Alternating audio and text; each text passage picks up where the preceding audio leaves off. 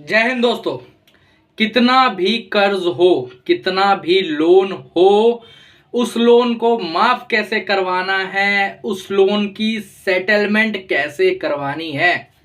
फिर चाहे आपके ऊपर एक पर्सनल लोन हो, दो हो, पांच हो, 10 हो, या आपके ऊपर 10-12 क्रेडिट कार्ड हो गए हो, इस कर्ज के जाल से कैसे निकलना है बिल्कुल ही आसान तरीके से। जी हाँ, इस कर्ज के जाल से बिल्कुल ही आसान तरीके से कैसे निकलना है, ना तो किसी प्रॉब्लम के साथ, ना किसी और चीज के साथ। ठीक है, कैसे निकलना है, ना कोई लड़ाई, ना कोई झगड़ा, ना कोई मारकाट, ऐसा कुछ भी नहीं करे बगैर आराम से इस कर्ज के जाल से कैसे निकलना है और अपना जो भी लोन है उस पर बहुत भारी डिस्काउंट कैसे पाना है, अपने लोन को सेटल कैसे करवाना है, इस वीडियो के अंदर आज आपको बताने वाला हूं मैं। ठीक है, जितने भी हमारे भाई हैं, जो हमारे पुराने सब्सक्राइबर्स हैं, उनको पता ही होगा कि मेरे भाइयों, ज्यादातर अनसिक्योर लोन जो आपने ले रखे हैं उनके अंदर बैंक आपका कुछ भी नहीं कर सकता। आपके साथ किसी भी प्रकार की कोई हैरेसमेंट नहीं कर सकता, कोई भी आपको परेशान नहीं कर सकता है। ऐसा कुछ भी बैंक के पास कोई खास अधिकार नहीं है, आर्बिट्रेशन और सेक्शन 25 या फिर चेक बाउंस को छोड़ के। ठीक है, लेकिन कुछ नए जो क्लाइंट आ रहे हैं या फिर जो नए सब्सक्राइबर्स आ रहे हैं, उनके मन में अभी भी डर बसा हुआ है। उनको अभी भी डर लगता है कि यार कहीं ऐसा तो नहीं हो रहा कि मैं लोन बाउंस तो कर दे रहा हूं, या फिर मेरे पास अभी पैसे नहीं है, कल को मुझे पुलिस उठा ले जाए, कल को मेरे साथ ऐसी कोई चीज हो जाए, कल को मुझे जेल हो जाए, तब मेरे बीवी बच्चों का क्या होगा। जो अभी मेरी फैमिली है वो तो परेशान हो जाएगी, वो तो रोड पे आ जाएगी, तब मैं क्या करूंगा।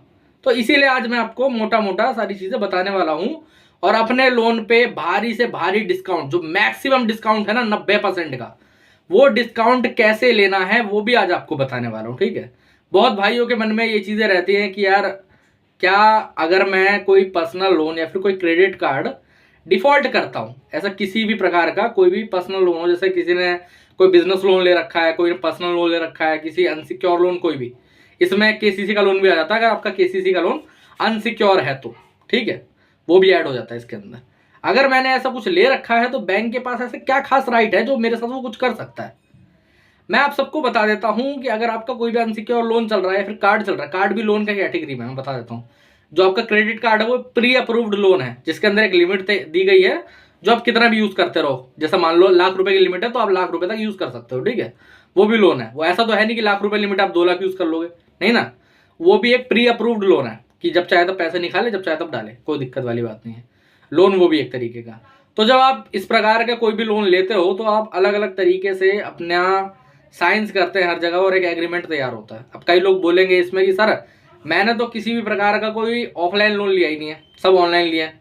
अरे मेरे भाई, ओटीपी तो डाली है, आधार कार्ड से वेरीफाई तो करा था, आधार कार्ड वाली ओटीपी तो डाली है, वो आपका वहां साइन हो चुका है, और एंड में ऑनलाइन भी अगर आपका है तो एक साइन लिया जाता है आपका। ठीक है, उस पर भी ऐसी बात नहीं, तब जाके आपका एग्रीमेंट तैयार होता है, तब जाके चीजें होती है।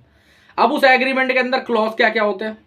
उस एग्रीमेंट के अंदर 2 मोटे मोटे क्लॉज होते हैं जो आपके लिए हानिकारक है, बाकी और कुछ भी नहीं है, और कुछ भी नहीं है। क्या है ये 2 क्लॉज? सबसे पहले तो आता है आर्बिट्रेशन एंड काउंसलेशन एक्ट। इसके अंदर क्या होता है मेरे भाई, दरअसल ये एक्ट बनाया गया था बैंक और कस्टमर की भलाई के लिए, दोनों के लिए। लेकिन अब जो बैंक है वो इसका दुरुपयोग करता है, इसके मिसयूज करता है। इस एक्ट का मैं बता देता हूं कैसे। इस एक्ट के अंदर सीधे कहा गया था, अगर बैंक और आपके बीच में कोई परेशानी होती है कल को किसी भी चीज को लेके, वो ऐसा नहीं है कि हमने लोन देना बंद कर दिया फिर उसी के ऊपर लगा सकते हैं आर्बिट्रेशन। किसी भी चीज से, मान लेते हैं कोई डॉक्यूमेंट आपके मिसिंग हो गए, कोई दिक्कत हो गई, तो उस पर भी आर्बिट्रेशन हो सकती है। ठीक है, अब वहां पर क्या होता है, आर्बिट्रेटर होता क्या? आर्बिट्रेटर नाम किस चिड़िया का? कोई होगा ना कोई आर्बिट्रेटर, तभी उसका आर्बिट्रेशन रखा गया नाम।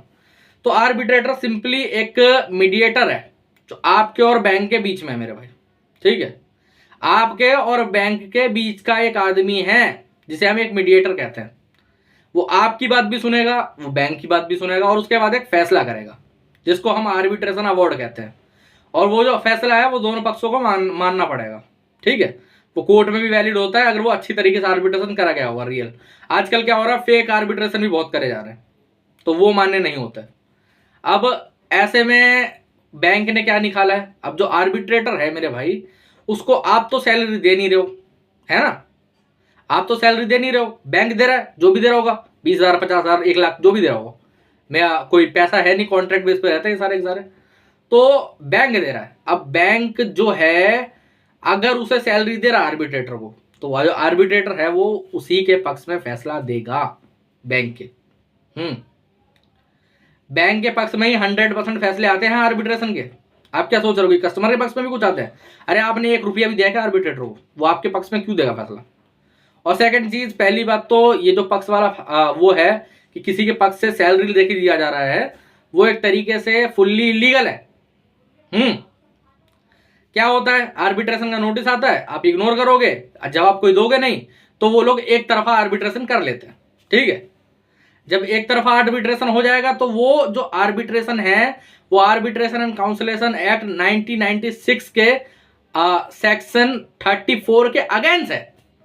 सेक्शन 34 क्या कहता है? सेक्शन 34 कहता है मेरे भाई कि ये जो आर्बिट्रेशन है दो पक्ष के बीच में अपनी सहमति के साथ होना चाहिए। दोनों पक्ष की सहमति होनी चाहिए, दोनों पक्ष की सहमति होनी चाहिए। एक पक्ष बैंक हो गया, एक पक्ष तो आप हो ना, आपने सहमत करा क्या? नहीं ना। तो वो जो एक तरफा आर्बिट्रेशन की प्रोसीडिंग है वो एक तरीके से पहले से ही नल एंड वॉइड है और रखी है। अब ऐसे में अगर मान लो आर्बिट्रेशन आ जाता है आपको, तो आपको करना क्या है ये भी मैं आपको बता देता हूं। जब आपको आर्बिट्रेशन आ जाए तो डरे घबराए बिल्कुल मत, तुरंत रूप से उसका रिप्लाई लिखवाएं। कैसे लिखवाएं? यहां पर मेरा नंबर आ रहा है, आप मुझे व्हाट्सएप पे मैसेज कर सकते हैं, हमसे जुड़ सकते हैं, हम आपका रिप्लाई बनवा देंगे। ठीक है, या फिर आप चाहो तो बाहर से भी अपना रिप्लाई बनवा सकते हो। एक बार मैटर का रिप्लाई बनवा लो, उस केस के अंदर फिर वो जो आर्बिट्रेशन की प्रोसीडिंग हुई वो कैंसिल हो जाएगी, क्योंकि आपने ऑब्जेक्शन डाल दिया है। अगर बैंक को इसके बाद भी आर्बिट्रेशन करना है तो देखो, ना तो जो अवार्ड होगा वो माना जाएगा वैलिड तरीके से। ठीक है, अगर वो अवार्ड पास नहीं करते तो उनको भाई साहब हाई कोर्ट जाना पड़ेगा, वो जो आपका ऑब्जेक्शन है उसे चैलेंज करने के लिए। वहां कोई जाने वाला नहीं है, क्योंकि अगर वहां चले गए तो जज ये कहेगा कि भाई साहब एक काम करो, ना तुम्हारा ना हमारा, ना तुम्हारा ना इनका, हम अपना आर्बिट्रेटर दे देते हैं। और वो जो होगा वो दोनों पक्ष की बातें सुनेगा। समझ रहे हो? आपकी परेशानी भी देखेगा ना, बैंक वाला तो आपकी परेशानी देखता नहीं है। समझ रहे हो? बैंक वाला तो आपकी परेशानी देखेगा नहीं कभी भी। तो इसीलिए आपको आर्बिट्रेशन का नोटिस आते ही तुरंत रूप से उसका रिप्लाई लिखवाना है। ठीक है, तुरंत रूप से रिप्लाई लिखवाना है। ऐसा नहीं है कि आप इग्नोर कर रहे हैं और सोच रहे हैं कि भाई साहब कुछ होगा ही नहीं। कई भाई लोग क्या होता है, फंस जाते हैं इसमें, जो बोलता है कि ऑनलाइन लोन। एक क्लाइंट था, उसको आर्बिट्रेशन का नोटिस आया। ठीक है, हमसे जुड़ा हुआ नहीं था पहले। वो गया एक फोन की दुकान पे, फोन वाले से पूछा कि ये देखिए यार ये क्या है, लोन लिया था ये चीज हो गई। वो कह रहा ऑनलाइन लोन में तो कुछ होता ही नहीं है। कस्टमर टेंशन फ्री हो गया। जब आर्बिट्रेशन का अवार्ड आ गया ना घर पे, तब कस्टमर को थोड़ी टेंशन हुई, हमारे पास आए, बात करी। जब बात करी तो पता चला कि हाँ भाई साहब अवार्ड पास हो चुका है। तो वो कहने लगा अब सर क्या करूँ, क्या चीज़ है? तो मैंने उनको बताया अब इसका एक चैलेंज नोटिस आपको पास करवाना पड़ेगा। तब वो चैलेंज नोटिस बनाया गया। फिर वो आर्बिट्रेशन की प्रोसीडिंग, वो जो अवार्ड पास हुआ था वो रुक गया, वो कभी इंप्लीमेंट ही नहीं हुआ आज तक। ठीक है, क्योंकि इंप्लीमेंट करना होगा तो हाई कोर्ट जाना पड़ेगा, जो कि बैंक राजी नहीं हाई कोर्ट जाने को, इसलिए कोई फायदा है नहीं। ठीक है, और अगर हाई कोर्ट जाएंगे तो वहाँ पैसा भी भरना पड़ेगा। समझ रहे हो? ये बात है। अगर वो कर रहा है तो उसे पैसा भरना पड़ेगा अपनी जेब से, 25% तक पैसा भी भरना पड़ता है, ये चीज़ है। तो अब फिर उसके बाद क्या होता है? उसके बाद कुछ नहीं है मेरे भाई, इससे ज़्यादा कर सकते हैं सेक्शन 25 या फिर चेक बाउंस का केस। अब अगर ये केस हो जाए तो भी डरने घबराने की बिल्कुल भी जरूरत नहीं, टेंशन लेने की बिल्कुल भी जरूरत नहीं।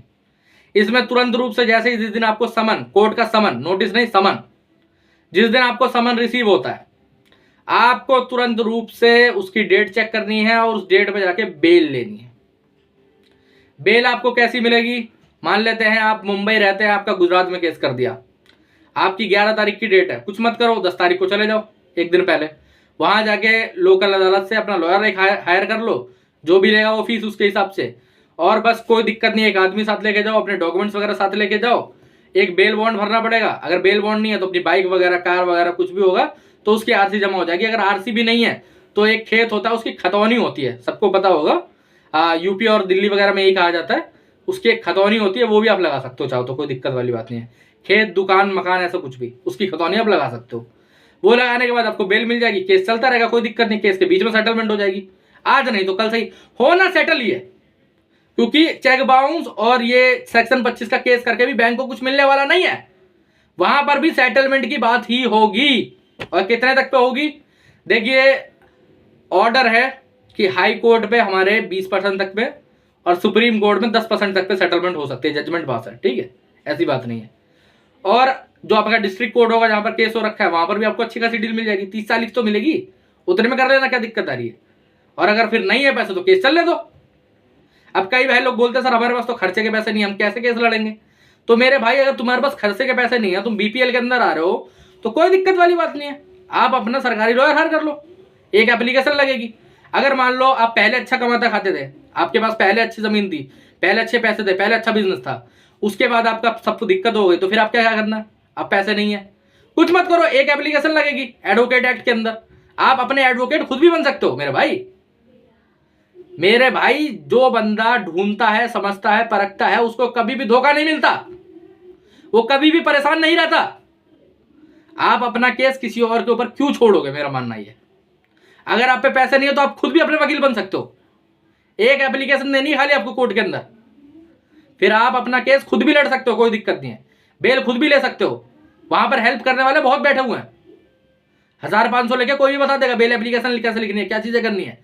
अगर उसमें भी दिक्कत हो तो यहाँ पर नंबर आ रहा है, हमसे संपर्क करो और बताओ।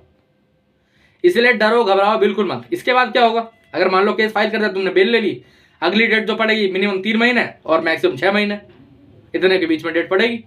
उसमें फिर आपको क्या करना, कुछ मत करो यार मेरे भाई, कोई दिक्कत वाली बात नहीं है, सेटलमेंट आपकी होगी। बैंक से बात करो, आराम से ओटीएस करो, जितने में भी हो, 25%, 20%, 15%, 30%, वैसे 25% तक तो आराम से आ जाएंगे, ठीक है, कोई दिक्कत वाली बात नहीं है। अगर आपका केस ही चल रहा है, आपको केस नहीं लड़ना, 25 तक पे सेटल कर लेना, ओटीएस करवा लेना। कभी भी किस्तों में सेटलमेंट ना करवाए।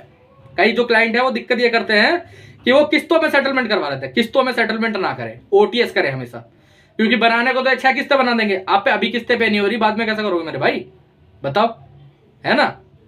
1-2 किस्त समझ में आती है, अगर एक किस्त भी आपकी बाउंस चली गई ना, तो मेरे भाई सारा पैसा डूब जाएगा, सबका सब पैसा डूब गया एक तरीके से, वो आपका ब्याज पेनल्टी जुर्माने में ही कट जाएगा। तो इसलिए जागरूक रहें, सतर्क रहें, इन सब चीजों को जान के रखें। आपका जो पर्सनल लोन है या फिर क्रेडिट कार्ड है, उसमें बैंक आपके साथ ज्यादा कुछ भी नहीं कर सकता, कोई आपको ऐसी दिक्कत नहीं आ सकती है, कोई परेशानी नहीं आ सकती है। तो इसलिए टेंशन बिल्कुल ना ले, बिल्कुल ही अपने दिमाग के अंदर ऐसे उल्टे सीधे ख्याल ना डाले। फिर चाहे आपका लोन 1 लाख का हो, 10 लाख का हो, 50 लाख का हो, 1 करोड़ का हो, मैटर नहीं करता। यहाँ पर मेरा नंबर आ रहा, मुझसे संपर्क करें। नॉर्मल कॉल करेंगे कोई जवाब नहीं आएगा, व्हाट्सएप पर कॉल करेंगे कोई जवाब नहीं आएगा। आप हमें व्हाट्सएप पर मैसेज करें। कई जो हमारे भाई हैं वो हमसे पूछते हैं कि सर हम नॉर्मल कॉल करते, लगता ही नहीं है, क्या होता है ये। मेरे भाई व्हाट्सएप यूट्यूब से मुझे डेली कम से कम नहीं तो 500 कॉल आता है, क्या मैं 500 कॉल अटेंड कर पाऊंगा, इसलिए मेरी मजबूरी है, मुझे वो नंबर बंद करना पड़ता है। हाँ, व्हाट्सएप पर पूरे तरीके से हम एक्टिव हैं, आप व्हाट्सएप पर हमें मैसेज करें, हम हमारे क्लाइंट बने, उस पर क्लाइंट आईडी आपको मिल जाएगी, उसके बाद फिर हम आपको नॉर्मल नंबर अपना दे देंगे, आप उससे जितना चाहे उतना कॉल कर सकते हो, बात कर सकते हो, कोई दिक्कत वाली बात नहीं है, ठीक है। ये प्रोसीजर है, ये आपको फॉलो करना है। इसके बाद भी अगर कोई जानकारी चाहिए, यहाँ नंबर आ रहा है, मुझसे जुड़ सकते हो, कोई दिक्कत वाली बात नहीं, ठीक है। आज के वीडियो में इतना ही। अगर इसके बाद भी कोई प्रॉब्लम या कोई भी दिक्कत है, कोई भी दिक्कत है, परेशान बिल्कुल मत हो, बिल्कुल भी हैरान ना हो, कमेंट सेक्शन में लिख सकते हो, वहां जवाब दे दूंगा, वरना यहाँ तो नंबर पे मैसेज कर सकते हो, ठीक है। जय हिंद दोस्तों।